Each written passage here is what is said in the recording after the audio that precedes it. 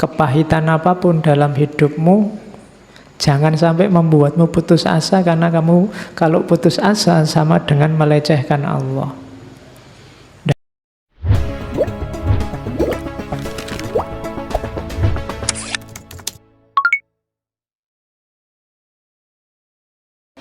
Assalamualaikum warahmatullahi wabarakatuh. Bismillahirrahmanirrahim. Alhamdulillahi rabbil alamin. Wa bihi nasta'inu ala umurid dunya waddin. Allahumma sholli wa sallim wa barik ala habibina wa syafi'ina sayyidina wa maulana Muhammadin wa ala alihi wa ashabihi wa man tabi'ahum bi ihsanin ila yaumiddin. Hidupmu adalah kisahmu menghidupkan harapan-harapanmu. Jadi engkau eksis itu dalam rangka mewujudkan harapan-harapanmu. Maka dia sifatnya eksistensial. Harapan itu believing that the final result will be better than the start. Dalam harapan ada kepercayaan. Apa yang dipercaya bahwa besok, masa depan yang akan datang, keinginanmu itu kan ada di yang akan datang. Hasilnya akan lebih baik daripada sekarang. Kalau bahasa Al-Qur'annya, walal akhiratu khairul laka minal ula. Itu harapan. Terus lagi, there is something to look forward and to strive. Ada yang dicari, ada yang diperjuangkan. Ini eksistensial. Jadi harapan itu menunjukkan bahwa ada yang kamu cari dan ada yang layak kamu perjuangkan. Makanya orang tidak boleh putus harapan, kehilangan harapan, atau tidak punya harapan. Alamat dia tidak punya sesuatu untuk diperjuangkan. Jadi kamu harus punya harapan. Kenapa kok kamu rasanya males-malesan, merasa masa depanmu gelap? Mungkin kamu tidak punya harapan di masa depan. Buatlah harapan. Jadi rancanglah harapan. Kalau dalam agama harapan itu kan nanti satu makom dalam tasawuf namanya rojak. Nanti di belakang saya ngomong sedikit tentang rojak, makom. Terus harapan itu carries us on the path, optimistic orientation to life. Dengan harapan kita akhirnya masuk ke wilayah jalan hidup.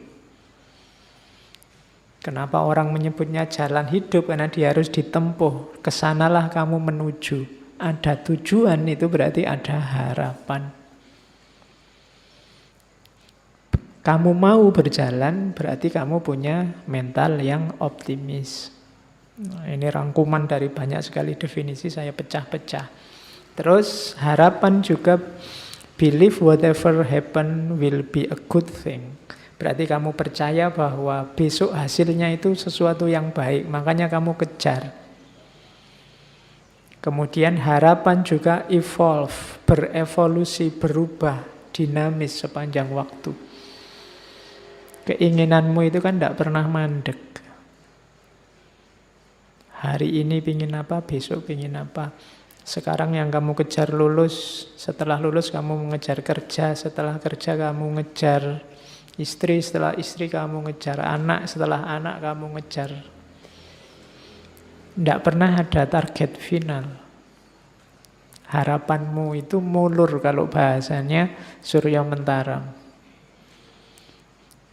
Dan yang terakhir, harapan itu a gift. Ini agak religius bahwa harapan itu sebenarnya anugerah. Bersyukurlah kalian yang masih punya harapan. Banyak orang yang mengharap saja susah. Atau dia harus mati-matian merancang harapan yang cocok sama dirinya, padahal mungkin dia ingin lebih dari itu. Maka bisa berharap itu alhamdulillah. Jangan putus harapan. Agama sangat benci orang yang putus harapan. Kalau di surat Yusuf itu disebut orang kafir. Wala tayasu mir rauhillah. Jangan putus asa dari rahmatnya Allah. Orang yang putus asa berarti orang yang tidak punya harapan, itu minal kafirin, termasuk golongan orang-orang kafir. Kafir itu ya orang yang ingkar. Sebenarnya ingkar tidak dalam arti menjauh, tapi dalam arti menutupi kebenaran. Itu orang kafir. Makanya istilah kafir itu nanti diadopsi dalam bahasa Inggris jadi cover. Kalau kalian tidur di atas bed cover, itu berarti kamu sedang tidur di atas kekafiran. Ya kan itu akar katanya sama. Nah, jadi sampai kafir. Harapan itu anugerah, maka bersyukurlah. Barang siapa yang kehilangan harapan, kamu masuk ke dalam kekufuran kayak orang kehilangan keimanan. Kamu tidak percaya ada Allah. Kepahitan apapun dalam hidupmu, jangan sampai membuatmu putus asa, karena kamu kalau putus asa sama dengan melecehkan Allah. Tidak ada masalah yang tidak terselesaikan. Tidak ada masalah susah, masalah sulit, masalah rumit. Kalau bagi Allah, maka berharaplah. Dan selama engkau berharap, saat itu sebenarnya engkau sedang menikmati anugerah dari Allah. Oke, itu gambarannya. Harapan itu apa? Setiap kotak yang saya kotai itu bisa jadi satu tema tulisan. Ada harapan dan waktu, harapan dan pengalaman hidup, harapan dan masa depan yang lebih baik, harapan dan anugerah, kayak judul sinetron. Jadi itulah harapan. Terus saya ambil quote-quote-nya di depan. Ini Immanuel Kant. Katanya Immanuel Kant, sistem filsafatku itu sebenarnya menjawab 3 pertanyaan besar saja. Yang pertama adalah what can I know? Yang kedua what ought I to do? Dan yang ketiga what may I hope? Jadi apa yang aku tahu, apa yang harus aku kerjakan, dan apa yang mungkin aku harapkan. Jadilah filosof kayak Immanuel Kant, jawablah 3 pertanyaan ini. Apa yang engkau tahu, apa yang harus engkau lakukan, dan apa yang mungkin engkau harapkan. Masing-masing pertanyaan jawablah 1 bab, 30 halaman, nanti jadi buku 100 halaman. Kamu bisa nyanyi, loh, kalau apa yang aku tahu kan bisa panjang sekali, lebar sekali itu temanya. Apa yang harus aku lakukan, wah itu bisa lebih lebar lagi. Kamu sebagai mahasiswa, kamu sebagai anak muda, kamu sebagai warga negara, kamu sebagai umat beragama, kamu banyak. Apalagi apa yang bisa aku harapkan, mungkin aku harapkan, lebih luas lagi. Segalanya yang baik, yang penting bisa kamu harapkan. Tinggal kamu cari relevansinya dengan kehidupan nyatamu. Maka jadilah sistem filsafat. Itulah yang dibuat, katanya Immanuel Kant, sistem filsafatku dulu adalah, ringkasnya adalah menjawab 3 pertanyaan ini. Makanya kalau kalian nulis skripsi, nulis tesis, itu kan bagian-bagian pendahuluan itu kan selalu ada rumusan masalah. Nah ini rumusan masalah gagasannya Immanuel Kant itu 3 ini. Cuma jawabannya luar biasa luas dan dalam. Oke, ada quotes lagi. Saya ambil bagus, ada hubungannya dengan kita. Maria Popova. Maria Popova ini budayawan, sastrawan, tinggalnya di New York, kelahiran Bulgaria. Dia bilang critical thinking without hope is cynicism. Hope without critical thinking is naive.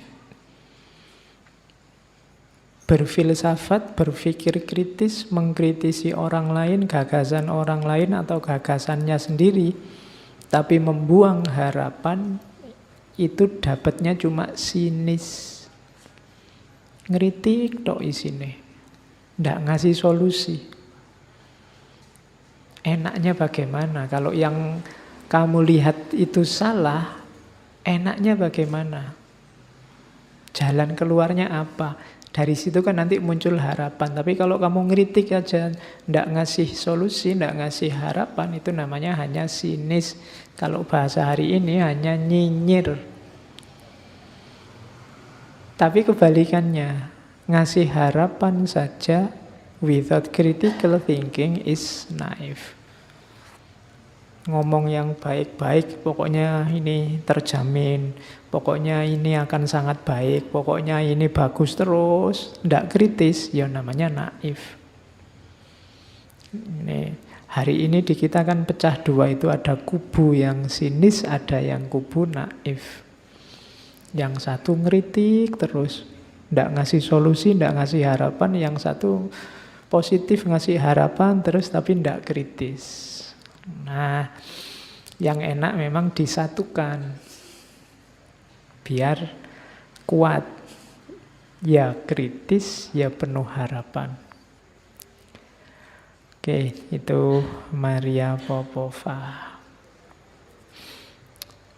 Ada beda kalau dalam bahasa Inggris ya, ada hope, wish, sama expect sebenarnya. Itu tiga-tiganya artinya harapan kalau dalam bahasa Indonesia.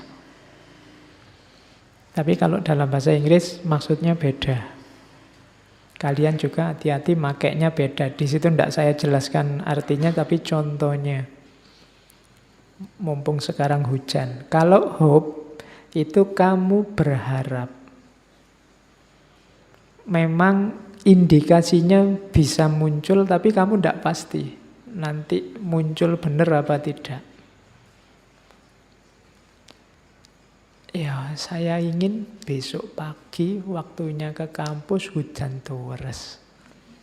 Nah, ini berharap. Cuma kamu tidak yakin. Karena sekarang musimnya kan tidak pasti. Itu namanya hopes. Kalau wish itu kamu ingin kebalikannya.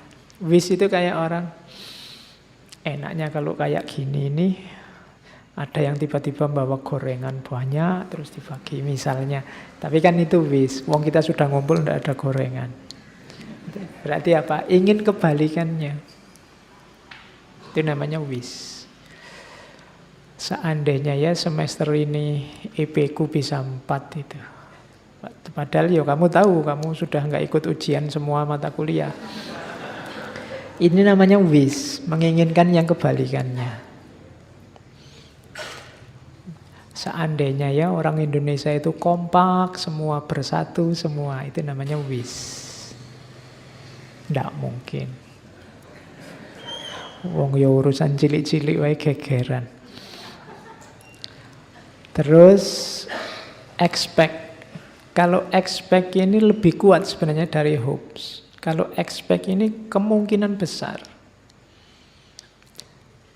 Kamu sudah misalnya menginginkan hujan, kamu yakin hujan karena ini sekarang musimnya hujan.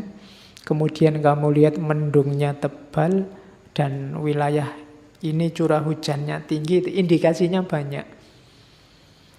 Nah, itu expect. Expect itu kamu punya pacar cakep dan ingin menikah dengan yang cakep. Itu expect. Kalau hope itu kamu belum punya pacar tapi bercita-cita ingin punya pacar. Itu bisa ya, bisa tidak. Kalau wish itu kamu ditolak bolak-balik. Terus kamu enak ya kalau punya pacar hujan-hujan gini. Nah, itu wish.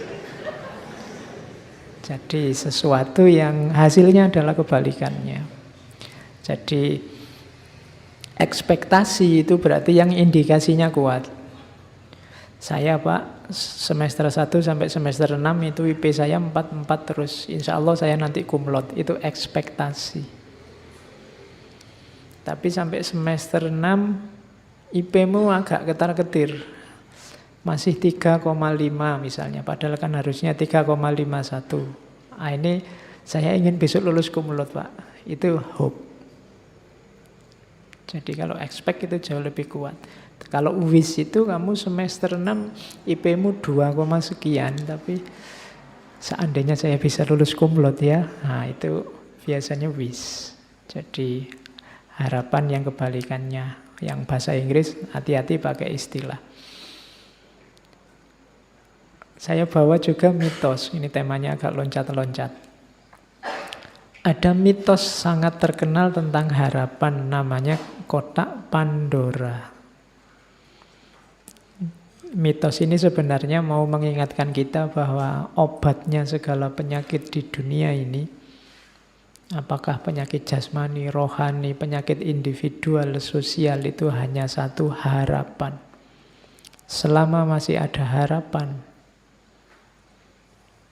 sejauh itu pula segala kesulitan, segala kerumitan, segala kesusahan akan bisa teratasi. Tapi kalau tidak ada harapan, tidak. Itu kan diawali, kalau di mitosnya Yunani itu diawali dari mitos kotak Pandora. Jadi kotak Pandora itu nama seorang dewi. Jadi Zeus itu musuhan sama Prometheus. Karena Prometheus yang membawa api ke dunia manusia. Nanti Prometheus ini dihukum, jadi diikat di gunung, terus dikasih burung elang-elang Kaukasus itu kan. Jadi jantungnya dimakan elang terus tumbuh lagi, dimakan lagi tumbuh lagi, sampai kiamat hukumannya gitu, karena dia yang membawa api ke dunia manusia. Tapi katanya orang Yunani, kalau tidak atas jasanya Prometheus, kita tidak akan kenal api. Nah, manusia yang dikasih Prometheus api juga dihukum oleh Zeus, cuma hukumannya adalah kotak yang diberikan pada dewi namanya Pandora. Pandora ini nanti menikah dengan saudaranya Prometheus.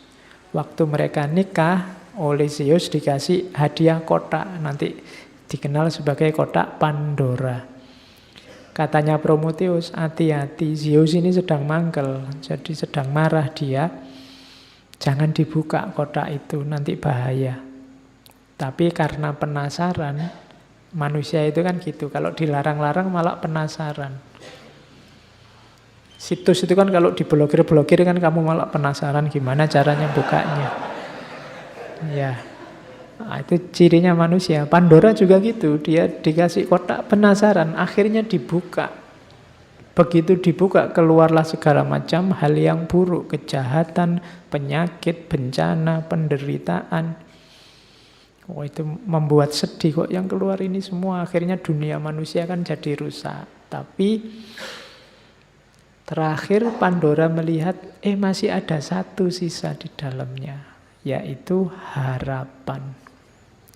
Nah, itu indahnya gaya bercerita mitos untuk menunjukkan bahwa apapun kesulitanmu, apapun kerumitan hidupmu, jangan khawatir asal kamu masih punya harapan.